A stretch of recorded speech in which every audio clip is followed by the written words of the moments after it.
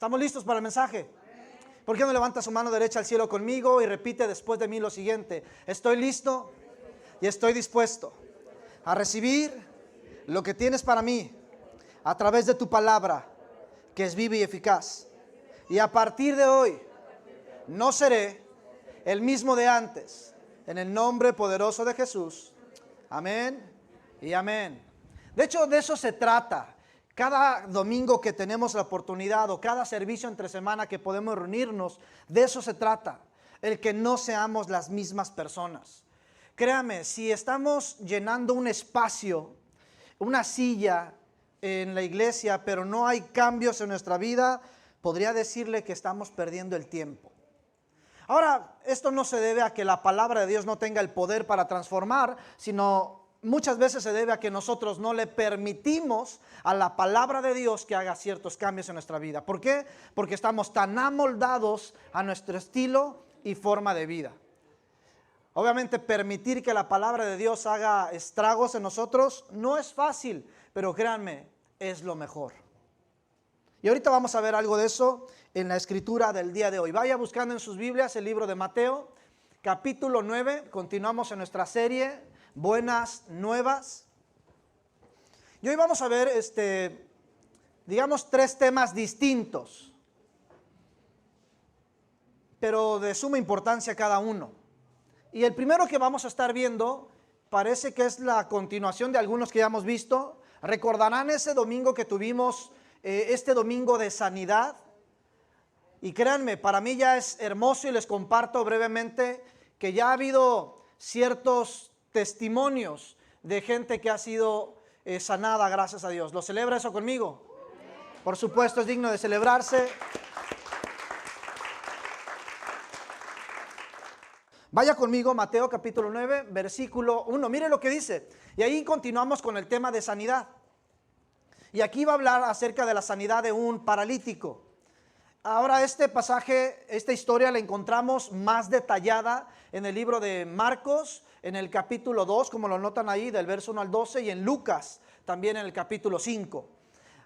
En esos evangelios hay muchos más detalles que los que Mateo va a dar, ¿no? ¿Por qué? Porque para Mateo quizás no era tan relevante la forma en que este paralítico obtiene la sanidad, sino más bien quién fue quien provocó y llevó esta sanidad a cabo, ¿no? Miren lo que dice el verso 1. Entonces, entrando Jesús en la barca, pasó al otro lado y vino a su ciudad, o sea, a Capernaum. Ya Adrián nos estuvo dando los últimos versículos, creo que fue Adrián, sí, Adrián, los últimos versículos del capítulo 8, en donde veíamos ahí unas escenas realmente importantes. Y ojo, cabe mencionar aquí que en los últimos versículos del capítulo 8 vimos a Jesús calmando la tempestad, ¿no es cierto?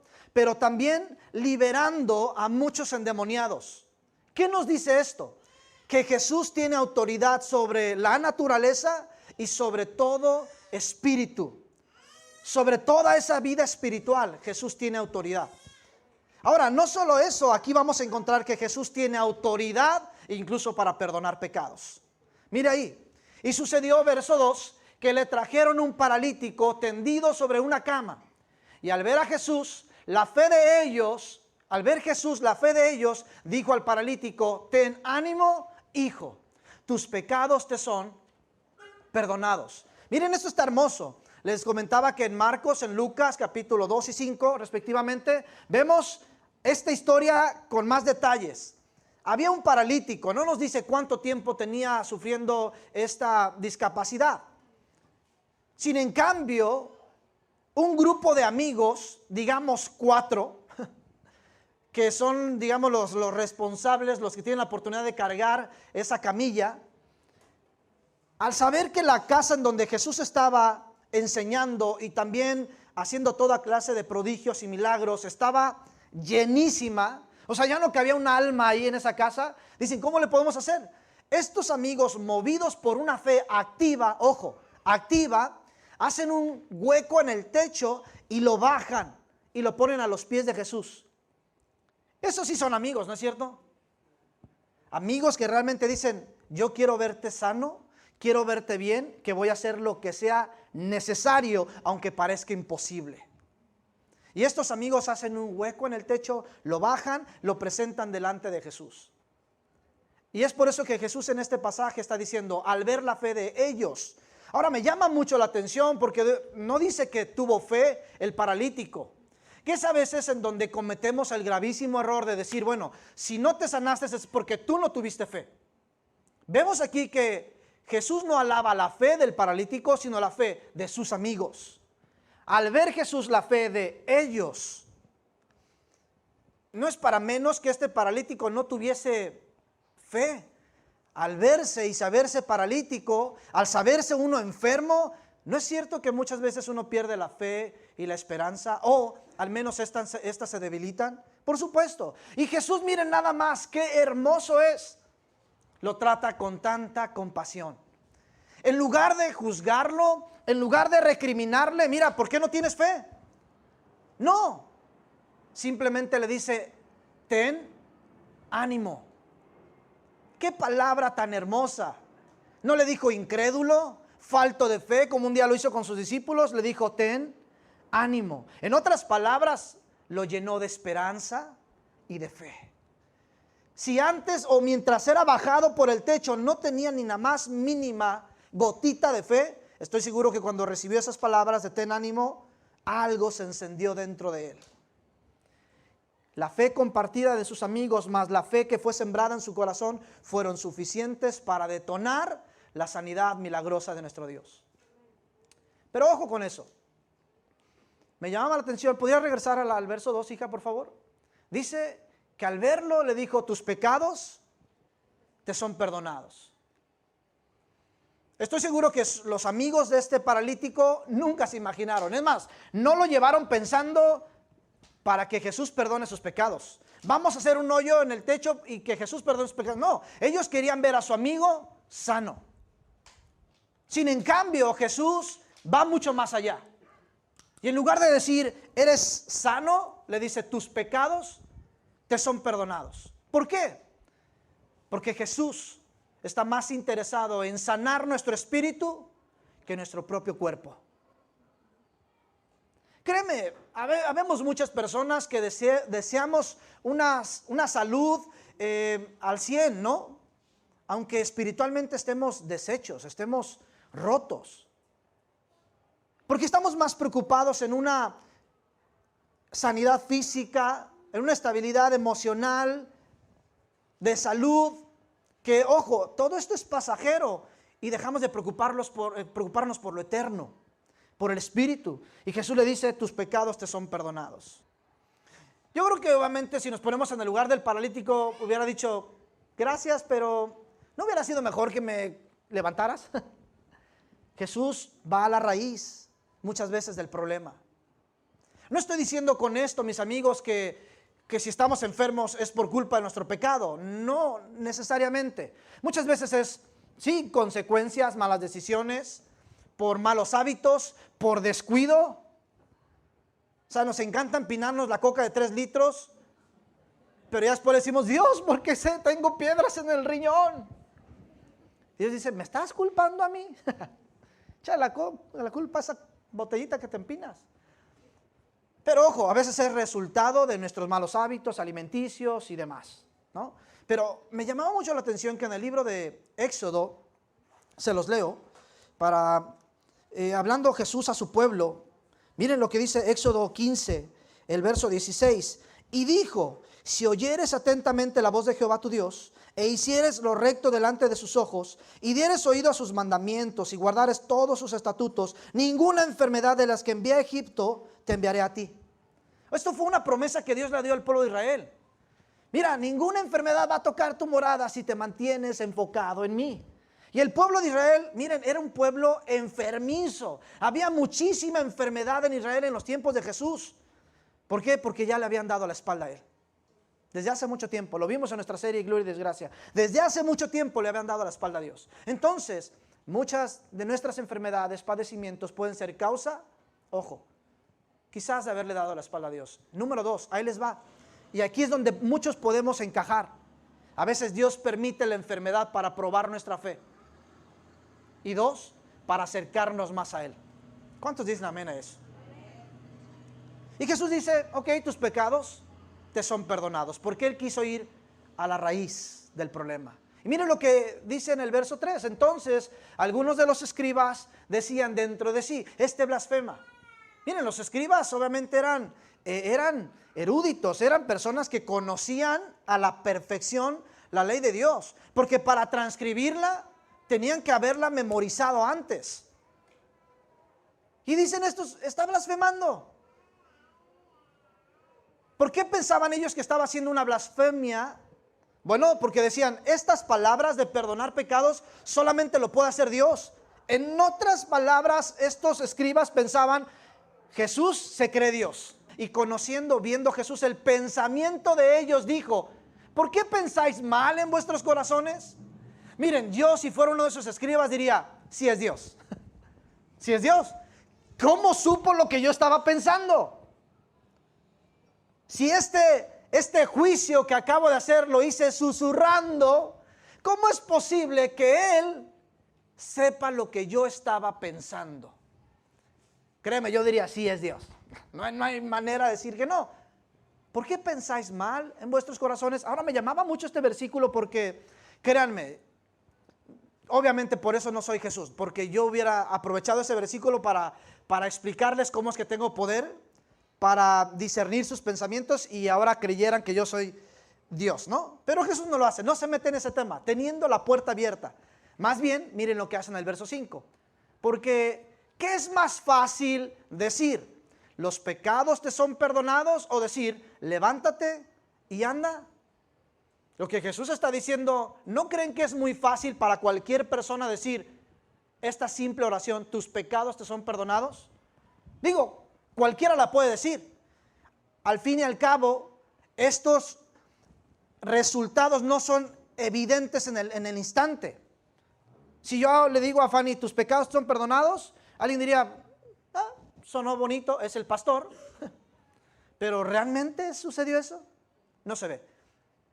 Obviamente Jesús está diciendo que es mucho más fácil decir tus pecados son perdonados que levántate y anda, porque una enfermedad de esas características era imposible de ser sanada en aquel momento. Ya ahorita la ciencia médica ha avanzado mucho, pero incluso hay tantas enfermedades hoy en la actualidad que son imposibles de sanarse, si no es por la intervención divina de nuestro Dios. Le dice, ¿te parece? Y mira lo que dice en los versículos siguientes, el 6. Pues para que sepáis que el Hijo del Hombre tiene potestad, autoridad en la tierra para perdonar pecados. ¿Recordaron la introducción que hacía? Jesús ya nos demostró que tiene autoridad sobre la naturaleza, sobre este mundo espiritual demoníaco. Él tiene toda la autoridad. Miren, en el último versículo del capítulo 8 lo vimos. Qué triste que la misma ciudad de Gadar le dijera a Jesús, no, ¿sabes qué? Vete de nuestra tierra, no te queremos aquí. ¿Por qué? Porque expulsó a unos demonios y estos se fueron a los cerdos y los cerdos se aventaron al mar, ¿no? No, ¿sabes qué? No te queremos aquí. Qué triste. Pero ojo, mientras unos quieren callar a Jesús, los mismos demonios lo están confesando. Y créanme, eso está pasando en la actualidad y créanme, va a pasar. En estos tiempos que estamos por vivir, mientras el gobierno, mientras la sociedad quiera callar a la iglesia, va a haber espíritus que van a estar confesando la gloria de nuestro Dios. Así como suena. Dice, pues para que sepan que el Hijo del Hombre también tiene poder, autoridad en la tierra para perdonar pecados, dice entonces al paralítico, levántate, toma tu cama y vete a tu casa. Me llamaba mucho la atención este versículo porque anteriormente, miren, los judíos, hablando de escribas, fariseos y demás, todos sabían la promesa de el Mesías.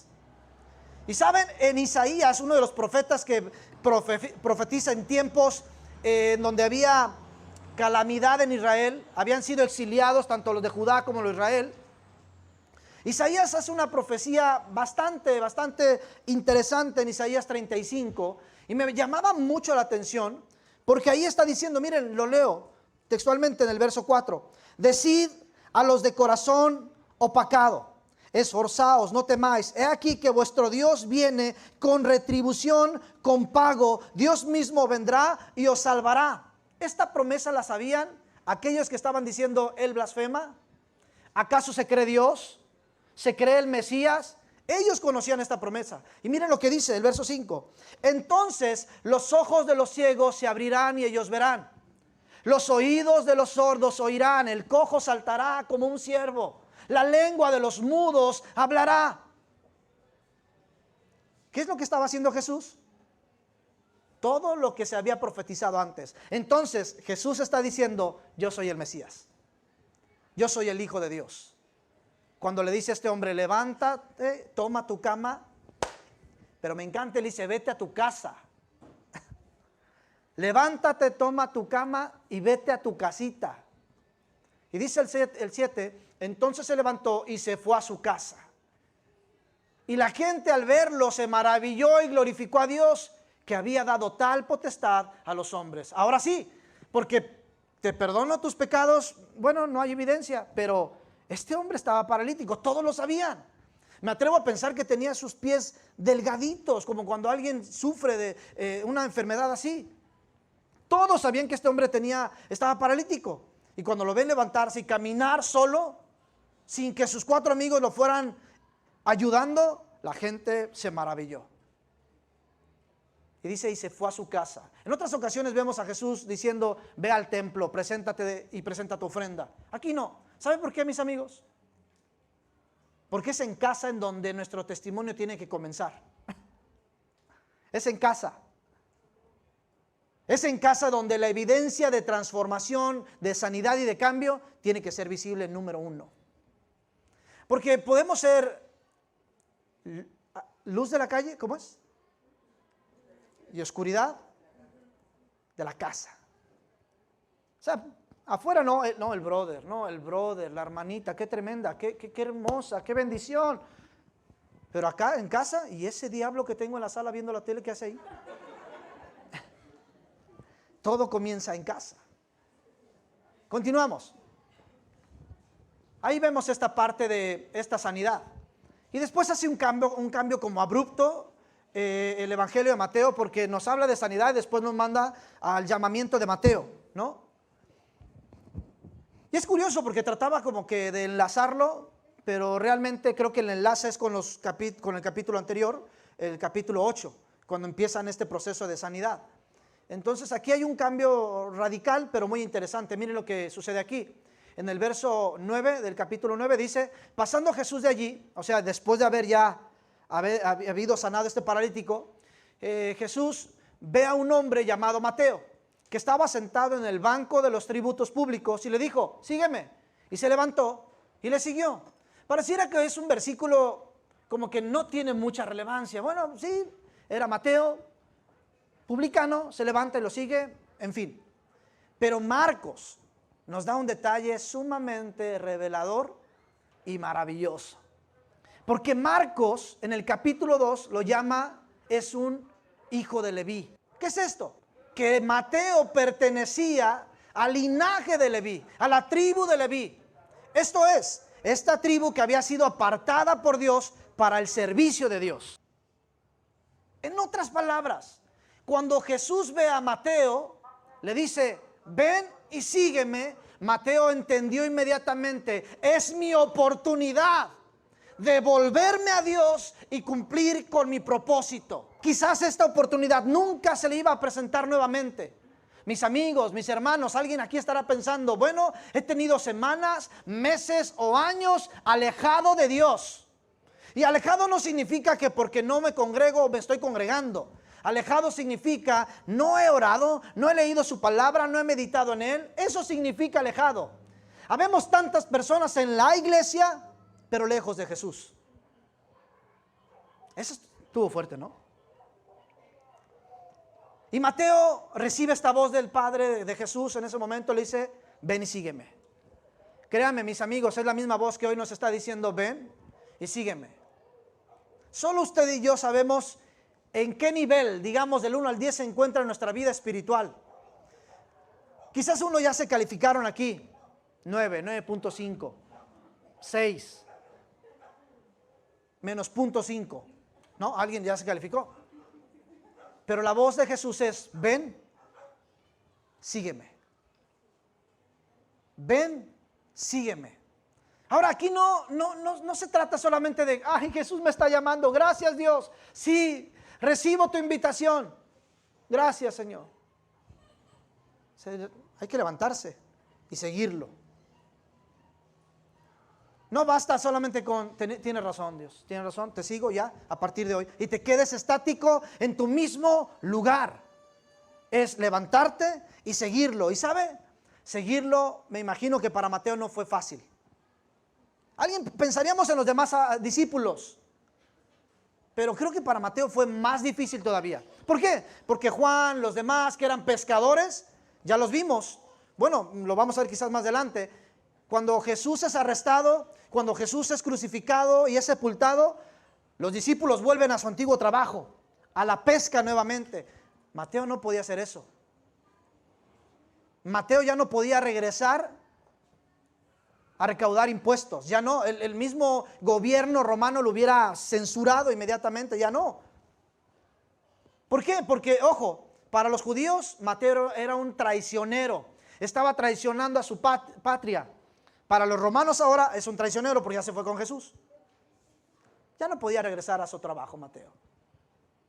Y aconteció que estando él sentado a la mesa en la casa, me fascina esto, es aquí que muchos publicanos y pecadores que habían venido se sentaron juntamente a la mesa con Jesús y sus discípulos. Siguiente, 11. Cuando vieron esto, los fariseos dijeron a los discípulos, ¿por qué come vuestro maestro con los publicanos y pecadores? Miren nada más qué escándalo se hizo. Porque resulta que Mateo, ya convertido, ojo, es cuestión de una decisión. La decisión de Mateo significó, me convierto en un discípulo de Jesús, tanto que dejó todo. Ahora, ya convertido, me imagino que Mateo hace una comidita en su casa. Y en esa casa, ¿quiénes estaban? Antiguos o actuales amigos de Mateo, también otros publicanos, que eran considerados, digamos, pecadores visibles.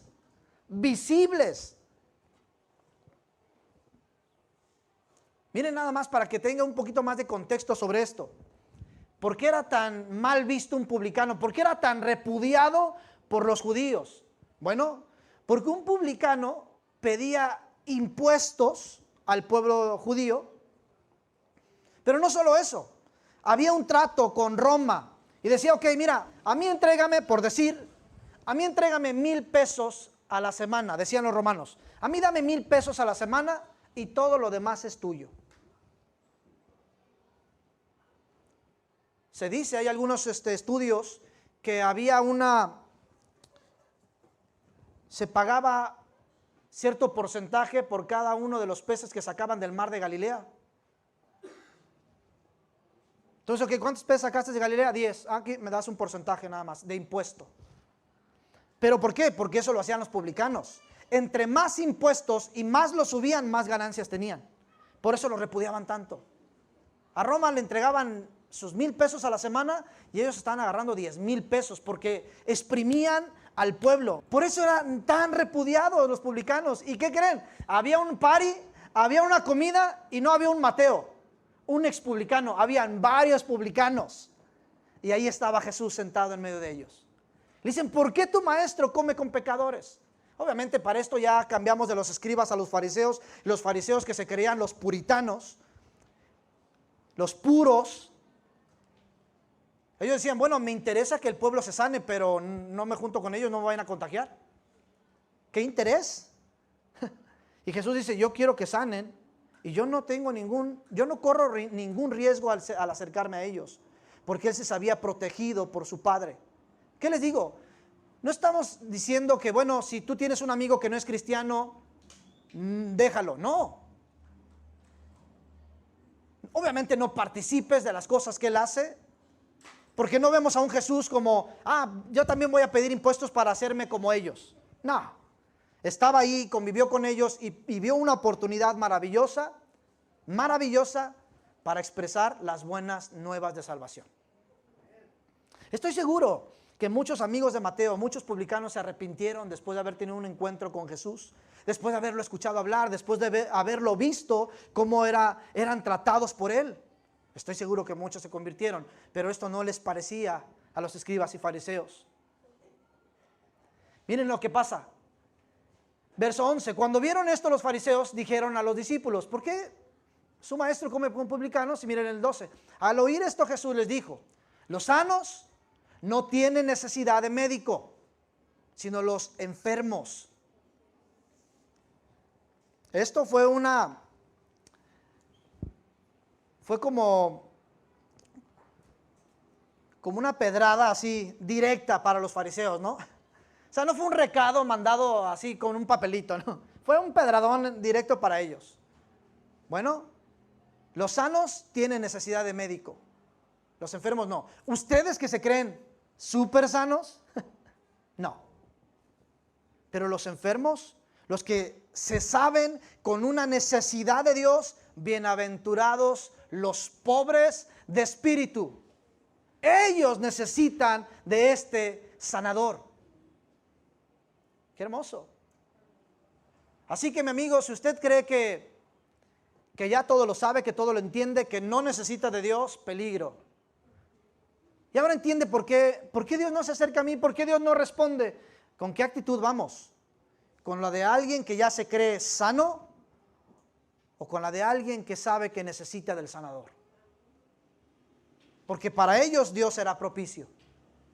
No para el que se presenta con una actitud soberbia, con orgullo. No.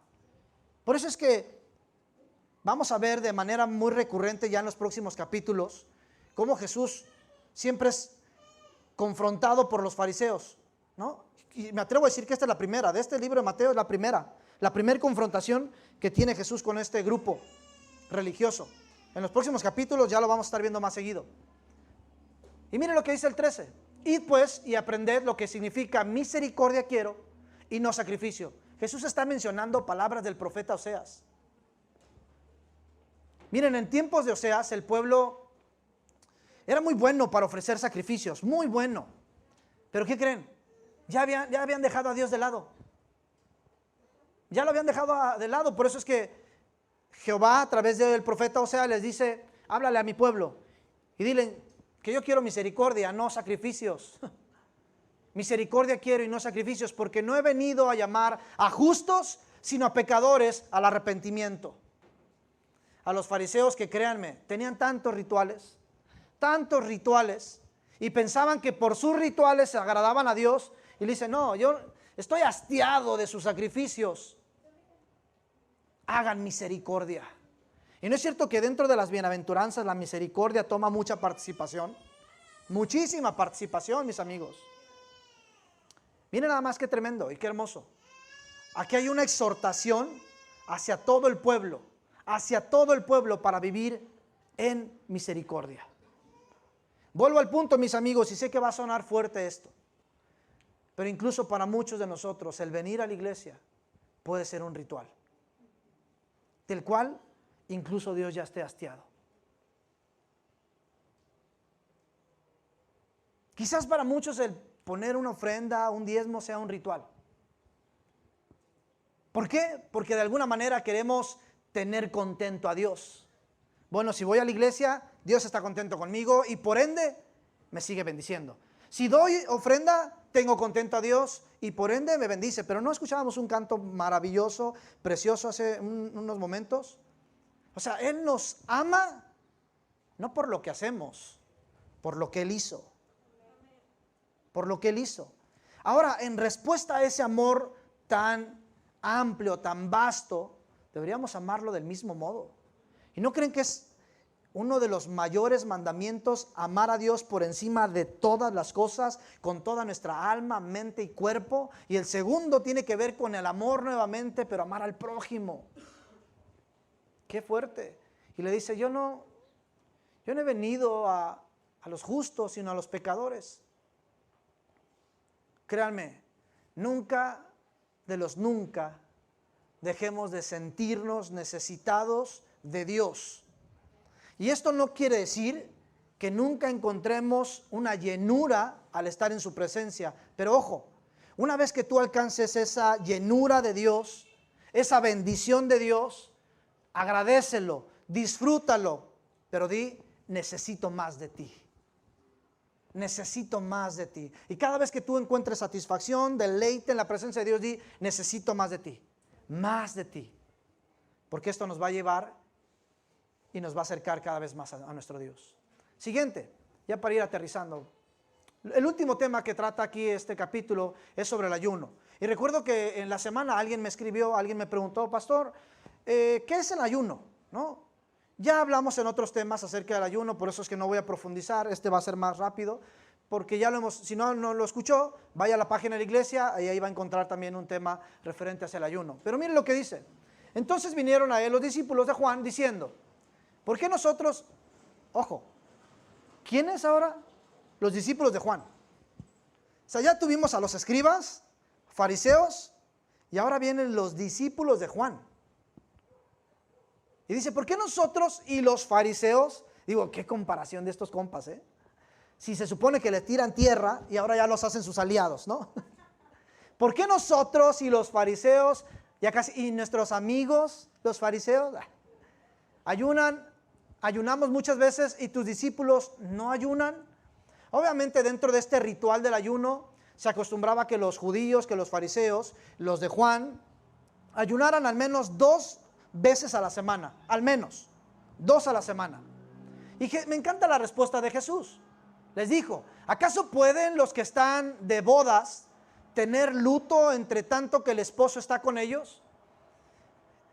Pareciera como que una respuesta fuera de lugar. Alguien diría, bueno, Jesús está evadiendo la pregunta. No.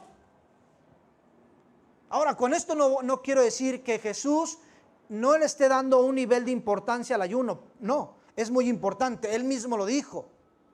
Que solamente a través de ayuno y oración hay un cierto tipo de género demoníaco que sale, ¿no? Tanto es tan importante que por 40 días ayunó. Tan importante es el ayuno para él. Todo lo contrario, ojo. Él está diciendo que hay tiempos específicos y adecuados para ayunar.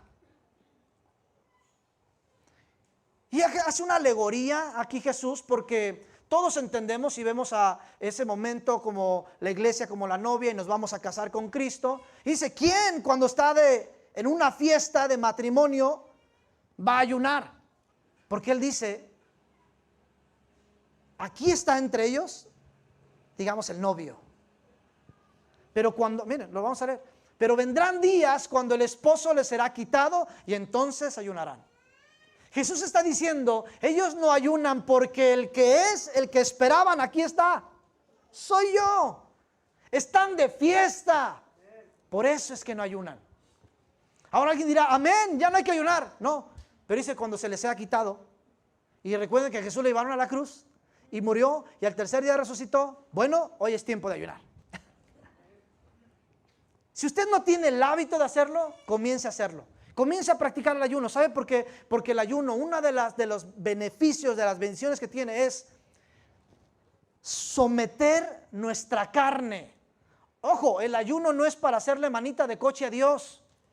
El ayuno no es para hacer que sus bendiciones bajen, para que nos sane. No, el ayuno es para que nuestra carne mengüe y el espíritu crezca. Para eso es el ayuno. No agarra el ayuno como para adelgazar unos 10 tallas, aunque sea el Señor. 10 tallas, Dios, con eso. Y no utilice el ayuno. El ayuno es para que la carne mengüe y el espíritu crezca. Llévese eso en el corazón y comience a practicar el ayuno. Ahora tampoco se exija, 40 días de ayuno. No, si nunca ha hecho ayuno ni se aviente 40, se me va a morir. Créame, cuando yo empecé a ayunar fueron medidas pequeñas. ¿Sabes qué? Hoy voy a ayunar de 7 a 12 de la tarde. Alguien diría, ¿qué está ayunando este compa? Pues así yo me lo puse. Y no hay no. De 7 de la mañana a 12. O sea, en pocas palabras me estaba privando de mi desayuno. Ya en cuanto eran las 12:01, yo ya tenía el plato calentito ahí. Señor, te entrego el ayuno, vámonos. Pero poco a poco, después le fui subiendo. Bueno, hoy voy a ayunar mi desayuno y mi comida. Hasta la tarde que llegue el trabajo, ya voy a cenar. Y sí, llegaba y cenaba, igual, normal. Martita, caliéntame todo, hija, porque me faltan 2 minutos para entregar el ayuno. 2 minutos, hija, 2. Tú, ponme listo. Ahí voy en camino, ya bajé la calafia. ¿Cómo vamos con la comida? Ahí vamos. Yo ya básicamente en el transporte yo iba entregando el ayuno. Señor, te lo entrego, ya nada más para llegar y comer. Pero poco a poco me fui entrenando. Después me aventé un ayuno, ya se los conté, de 40 días. Que por cierto, no me lo cuento ya, ¿no? Se los digo, pero ni me lo cuento. Realmente me abstuve de alimento, ojo, me abstuve de alimento. No es como que a los 40 días, o sea, era de no desayunar ni comer, pero en las noches sí cenaba. Durante 40 días hice eso. Y alguien dice, wow, qué espiritual. La verdad fue una pérdida de tiempo para mí. Ahora le entiendo. ¿Sabe por qué? Porque nunca me conecté con Dios, nunca abrí la Biblia, nunca oré. Me la pasaba jugando fútbol, hacía lo que pudiera hacer para distraer el hambre, pero nunca conectarme con Dios. Si usted quiere ayunar y no apartar un tiempo con Dios, mejor ni ayune. Pero al menos en el trabajo dedique un tiempo, una oración, un canto, lea un texto, lea un capítulo y dedícalo a Dios. Y su ayuno va a contar muchísimo. Eso es lo que está diciendo. ¿Qué tenemos para finalizar? Dice en los últimos versículos, nadie pone remiendo de paño nuevo en vestido viejo, porque tal remiendo tira del vestido y se hace peor la rotura.